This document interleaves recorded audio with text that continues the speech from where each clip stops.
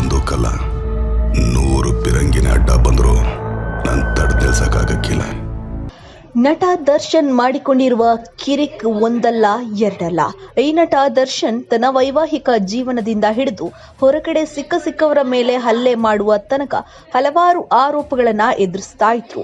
ಈಗ ನೋಡಿದ್ರೆ ನೇರವಾಗಿ ಕೊಲೆ ಮಾಡಿಸುವಂತಹ ಹಂತಕ್ಕೆ ತಲುಪಿರುವಂತದ್ದು ಈ ಒಂದು ಆರೋಪ ಕನ್ನಡ ನಾಡಿನಲ್ಲಿ ಸಂಚಲನವನ್ನ ಸೃಷ್ಟಿ ಮಾಡಿದೆ. ಹಾಗೆ ಎಲ್ಲರನ್ನೂ ಕೂಡ ರೊಚ್ಚಿಗೆಬ್ಬಿಸಿರುವಂತದ್ದು. ಹಾಗಾದ್ರೆ ದರ್ಶನ್ ಮಾಡಿಕೊಂಡಂತಹ ವಿವಾದಗಳೇನು ಕಂಪ್ಲೀಟ್ ಆಗಿ ಇವತ್ತು ನಿಮ್ಗೆ ಈ ಒಂದು ವಿಡಿಯೋದಲ್ಲಿ ತಿಳಿಸ್ತಾ ಹೋಗ್ತೀನಿ ನೋಡಿ.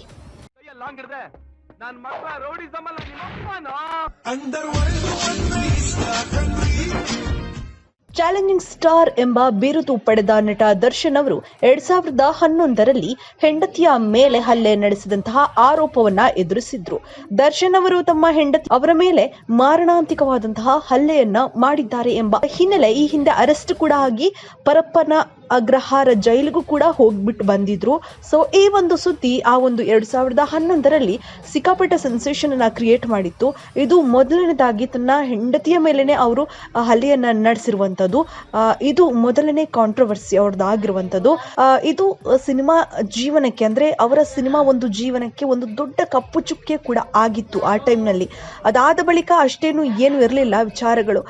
ಒಂದಿಷ್ಟು ಸೈಲೆಂಟ್ ಆಗಿದ್ರು. ಸಿನಿಮಾಗಳನ್ನ ಮಾಡ್ತಾ ಸಿನಿಮಾದಲ್ಲಿ ಹೊಸ ಸಿನಿಮಾಗಳನ್ನ ಮಾಡ್ತಾ ಸಾಕಷ್ಟು ಹಿಟ್ ಸಿನಿಮಾಗಳನ್ನ ಕೂಡ ಕೊಟ್ಟರು ಅವರು.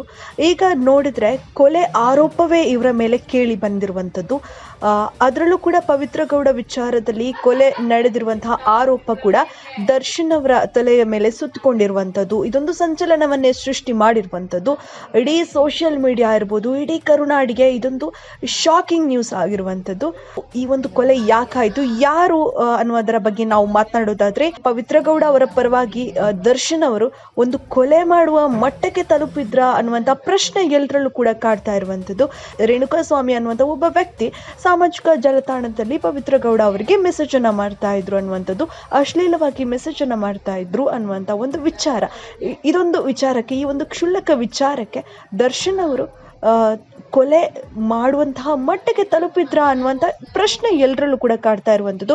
ಡಿವೋರ್ಸ್ ಅವರ ಫ್ಯಾನ್ಸ್ ಇದರಿಂದ ಬೇಸರ ಆಗಿರುವಂಥದ್ದು. ರೇಣುಕಾಸ್ವಾಮಿ ಅವರನ್ನ ಹೊಡೆದು ಹಲ್ಲೆ ಮಾಡಿ ಚಿತ್ರಹಿಂಸೆಯನ್ನ ನೀಡಿ ಕೊಲೆ ಮಾಡಿದ್ದಾರೆ ಎಂಬ ಆರೋಪ ಕೂಡ ಕೇಳಿ ಬಂದಿರುವಂಥದ್ದು. ಅಂದ್ರೆ ಚಿತ್ರದುರ್ಗದಲ್ಲಿ ಇದ್ದಂತಹ ರೇಣುಕಾಸ್ವಾಮಿಯನ್ನ ಬೆಂಗಳೂರಿಗೆ ಟ್ರ್ಯಾಕ್ ಮಾಡಿ ಕರ್ಕೊಂಡ್ಬಂದು ಇಲ್ಲಿ ಅವರ ಮೇಲೆ ಹಲ್ಲೆಯನ್ನ ಮಾಡಿ ತುಂಬಾನೇ ಹಿಂಸೆ ಕೊಟ್ಟು ಅವರನ್ನ ಕೊಲೆಯನ್ನ ಮಾಡಿರುವಂತಹ ವಿಚಾರ. ಇನ್ನು ದರ್ಶನ್ ಅವರು ಕೂಡ ಈ ಒಂದು ಕೊಲೆ ಪ್ರಕರಣದಲ್ಲಿ ಭಾಗಿಯಾಗಿದ್ದಾರೆ ಎಂಬ ಗಂಭೀರ ಆರೋಪ ಕೂಡ ವಿವಿಧೆಡೆಯಿಂದ ಕೇಳಿ ಬಂದಿರುವಂಥದ್ದು.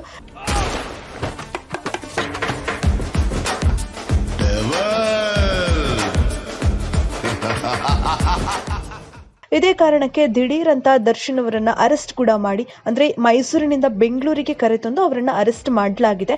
ಈ ಒಂದು ವಿಚಾರವಾಗಿ ಇದೀಗ ಒಂದು ಸೆನ್ಸೇಷನ್ ಕ್ರಿಯೇಟ್ ಆಗಿದೆ. ದರ್ಶನ್ ಅವರು ಪೊಲೀಸರ ವಶದಲ್ಲಿದ್ದಾರೆ. ಹಾಗೆ ಅವರು ಕೇಳುವಂತಹ ಪ್ರಶ್ನೆಗಳಿಗೆ ಉತ್ತರವನ್ನ ನೀಡ್ತಾ ಇರುವಂತದ್ದು. ಹಾಗೆ ರೇಣುಕಾಸ್ವಾಮಿ ಅಂದ್ರೆ ಕೊಲೆಯಾದ ವ್ಯಕ್ತಿಯ ಫ್ಯಾಮಿಲಿ ಏನಿದೆ ತುಂಬಾನೇ ಆಕ್ರಂದನದಲ್ಲಿದ್ದಾರೆ, ಅಳ್ತಾ ಇದ್ದಾರೆ. ಹಾಗೆ ಈ ತರ ಕೊಲೆ ಆಗಿದೆ, ನಮ್ಗೆ ನ್ಯಾಯ ಕೊಡಿಸಿ ಅಂತ ಅವರು ಒಂದು ಪೊಲೀಸರ ಮೊರೆ ಹೋಗಿರುವಂಥದ್ದು. ಸೊ ಕಣ್ಣೀರು ಹಾಕ್ತಾ ಇದ್ದಾರೆ.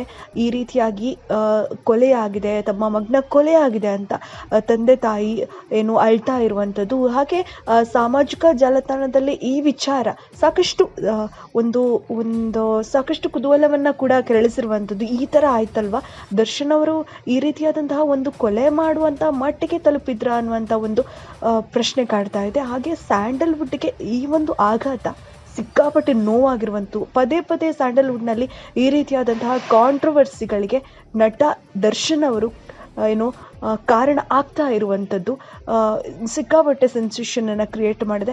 ಅವರ ಸಿನಿಮಾಗಳು ಕೂಡ ರಿಲೀಸ್ ಆಗೋಕ್ಕೆ ಕೆಲವೊಂದು ರೆಡಿ ಆಗ್ತಾ ಇದೆ, ಇನ್ನು ಕೆಲವೊಂದು ರಿಲೀಸ್ ಆಗೋಕ್ಕಿದೆ. ಅದರ ಜೊತೆಗೆ ಈ ಥರದ ಕಾಂಟ್ರವರ್ಸಿಗಳನ್ನು ಕೇಳಿ ಅವರ ಫ್ಯಾನ್ಸ್ಗೆ ಸಿಕ್ಕಾಪಟ್ಟೆ ಶಾಕ್ ಆಗಿರುವಂಥದ್ದು.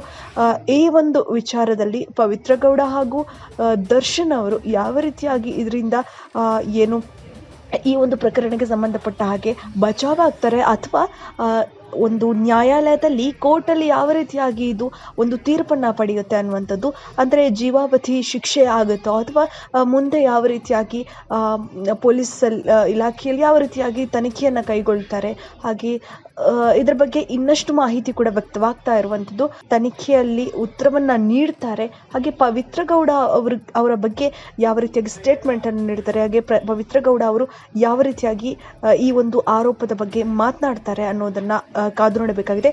ಹಾಗೆ ಈ ವಿಚಾರದ ಬಗ್ಗೆ ಅಂದರೆ ಡಿ ಬಾಸ್ ಅವರು ಇಂತಹ ದೊಡ್ಡ ಕಾಂಟ್ರವರ್ಸಿಗೆ ಸಿಕ್ಕಾಕೊಂಡಿರುವಂಥದ್ದು, ಒಂದು ಕೊಲೆ ಆರೋಪದ ಮೇಲೆ ಇವರನ್ನು ಅರೆಸ್ಟ್ ಮಾಡಿರುವಂಥದ್ದು, ನೀವು ಅವರ ಅಭಿಮಾನಿಯಾಗಿದ್ದರೆ ನಿಮಗೆ ಈ ಒಂದು ವಿಚಾರ ಏನನ್ಸುತ್ತೆ ಅನ್ನೋದನ್ನು ನೀವು ನಮಗೆ ಕಮೆಂಟ್ ಮೂಲಕ ಮುಕ್ತವಾಗಿ ತಿಳಿಸ್ಬೋದು.